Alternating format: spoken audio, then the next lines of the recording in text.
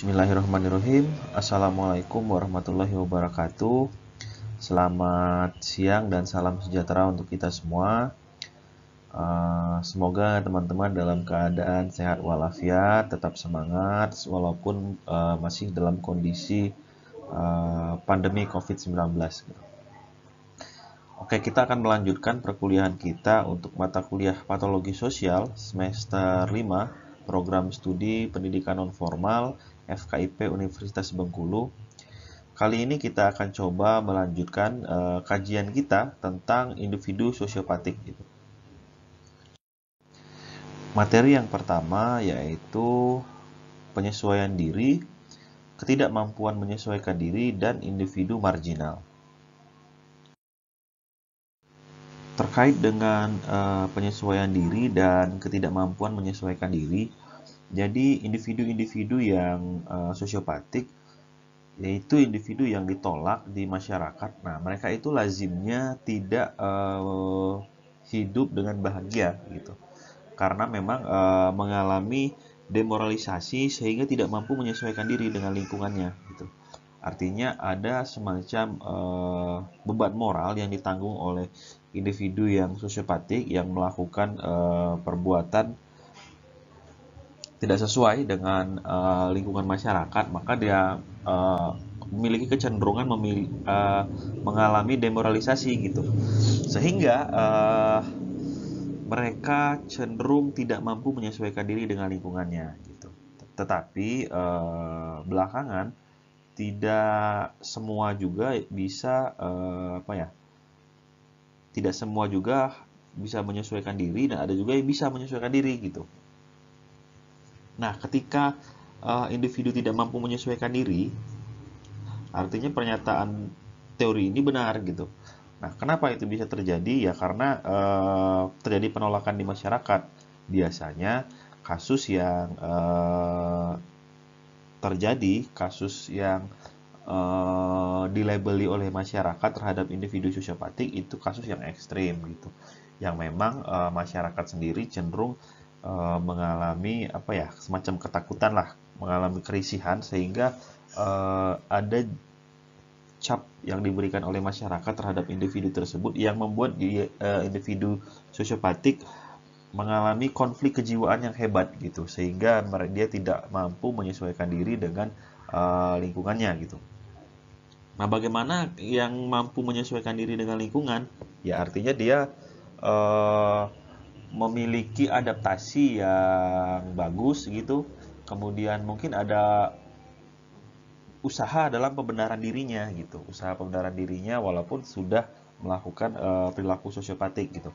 Nah, ini yang teman-teman yang sering terjadi, misalnya koruptor ketika sudah melakukan kegiatan yang tercela, maka dia di lingkungan masyarakatnya setelah melakukan itu ya kadangkala masih biasa-biasa saja gitu. Nah, ini semacam bentuk pergeseran lah ya yang terjadi gitu. Nah, kemudian ada lagi istilah individu marginal, yang mana individu menolak peranan-peranan yang disodorkan oleh masyarakat kepada dirinya dengan alasan yang subjektif gitu. Nah, biasanya individu yang marginal ini orang tersebut itu dihadapkan pada dua pilihan ya, pada beberapa pilihan yang mengharuskan dia untuk memilih apakah ingin berubah atau tidak gitu, kira-kira seperti itu teman-teman. Nah, contohnya yaitu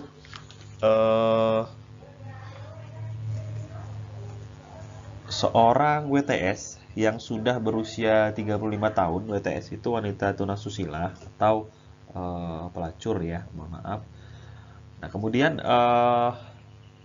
karena dia sudah berusia 35 tahun, maka dia sebenarnya berada di ambang kebingungan atau bimbang gitu. Apakah menjalankan perannya sebagai WTS atau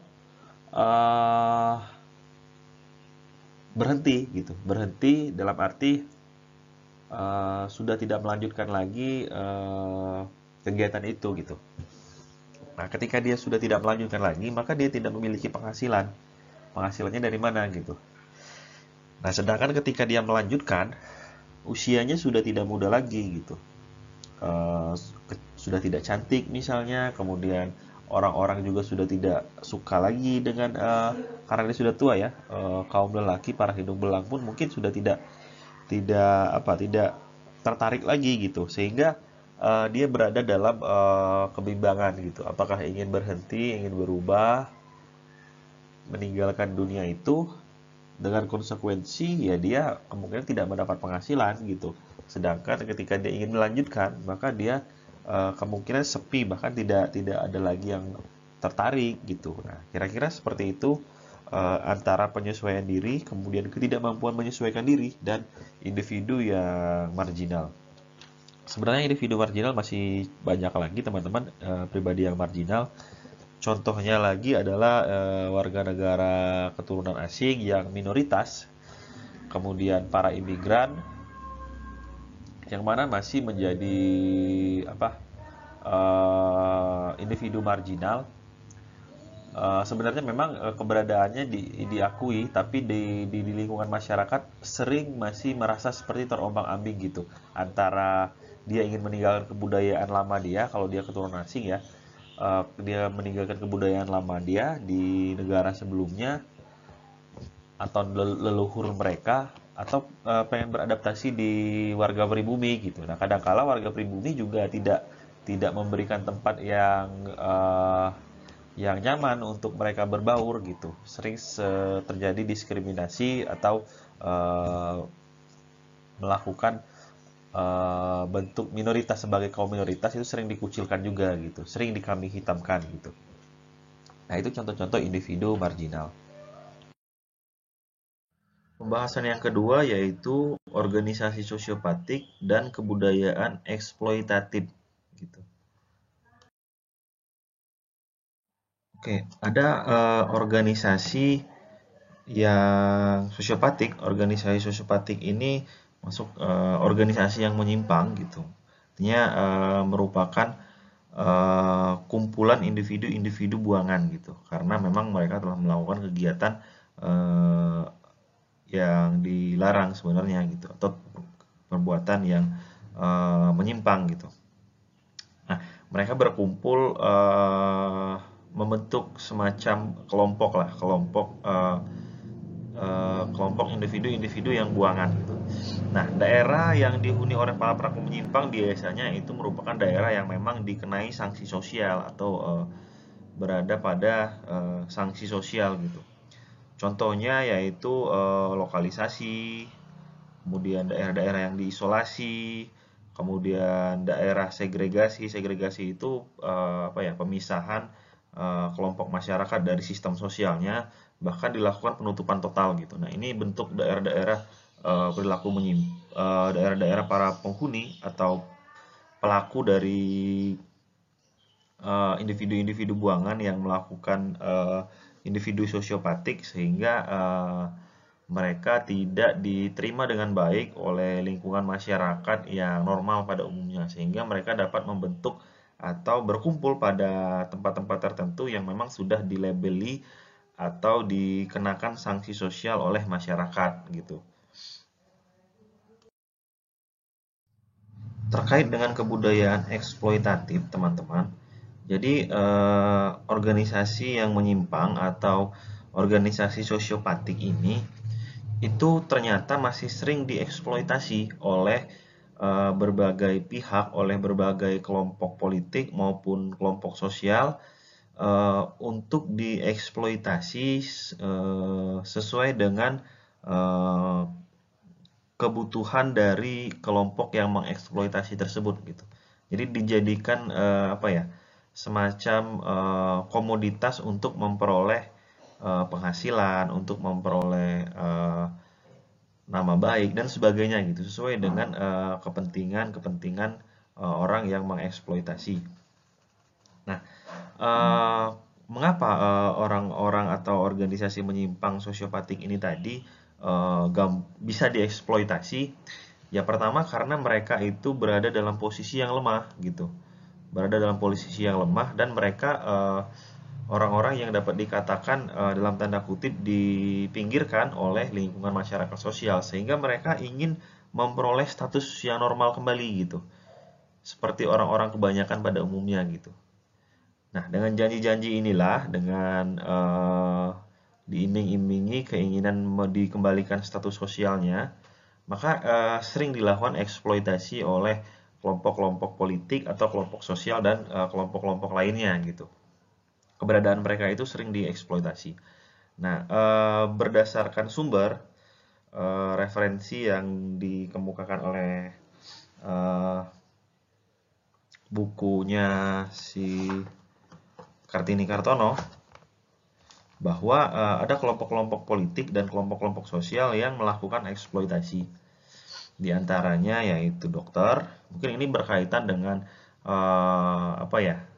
penyakit medis ya, yang berkaitan dengan medis. Nah, itu sering dilakukan eksploitasi. Kemudian oleh psikiater mungkin karena memang dianggap perilaku menyimpang atau segala macam gitu, yang berkaitan dengan psikis gitu. Kemudian sering juga dieksploitasi oleh politisi. Nah, ini juga sering nih, biasanya musim-musim pemilihan kepala daerah, pemilihan legislatif. Nah, ini sering juga dijadikan komoditas yang dieksploitasi gitu. Misalnya dijanjikan ketika mereka terpilih, maka kalian akan dibuatkan semacam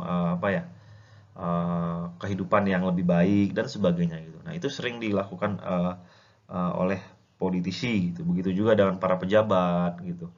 Kemudian juga sering dieksploitasi oleh polisi gitu. Terkait dengan ya kegiatan-kegiatan mereka gitu yang menyimpang. Maksudnya apakah nanti ketika ingin aman harus apa gitu, seperti itu.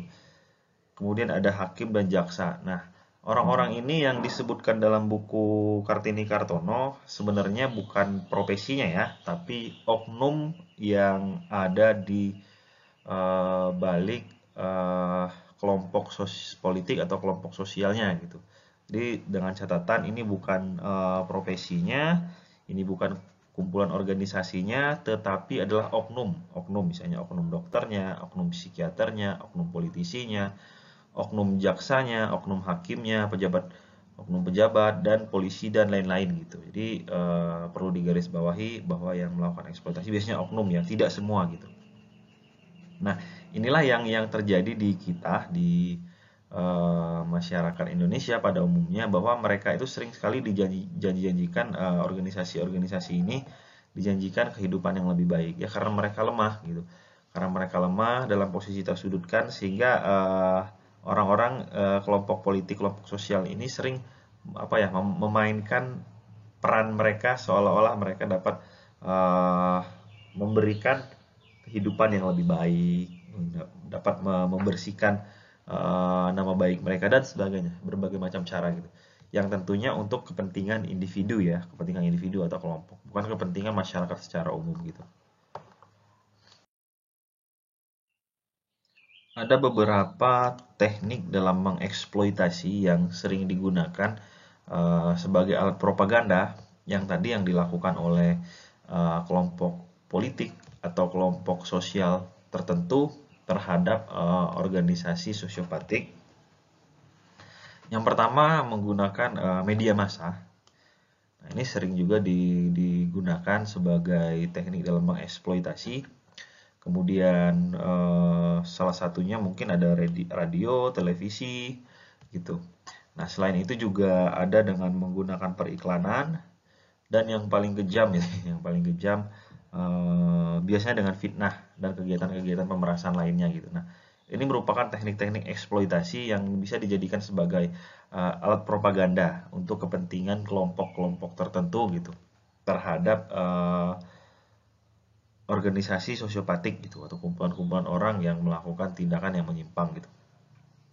Nah, mereka itu dijadikan bahan untuk menaikkan popularitas, dijadikan bahan untuk meningkatkan penghasilan dan sebagainya gitu. Dengan cara-cara, dengan teknik-teknik melalui media massa berupa ya bisa koran, radio, televisi maupun periklanan. Bahkan yang paling kejam itu ya dengan cara memfitnah atau dengan kegiatan pemerasan gitu. Baiklah teman-teman, mungkin itu saja materi kita pada kesempatan kali ini. Semoga teman-teman dapat menyaksikan video pembelajaran ini dengan baik, dengan secara seksama. Kemudian apabila teman-teman merasa ada yang perlu kita diskusikan, perlu ditanyakan, silakan teman-teman gunakan grup WhatsApp sebagai media untuk bertanya dan berdiskusi, teman-teman. Jadi silahkan manfaatkan grup itu gitu. Mungkin itu saja yang dapat Bapak sampaikan pada kesempatan kali ini. Silahkan dieksplor materi ini, dikembangkan, kemudian digali lebih dalam. Terima kasih, itu saja. Wabillahi taufiq wal hidayah. Wassalamualaikum warahmatullahi wabarakatuh. Baik, ini merupakan link absen untuk pertemuan kita pada minggu ini.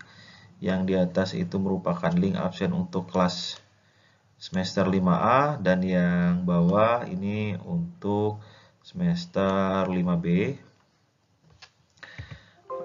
Teman-teman jangan lupa mendukung channel ini dengan cara like and subscribe. Terima kasih, sampai jumpa di pertemuan berikutnya.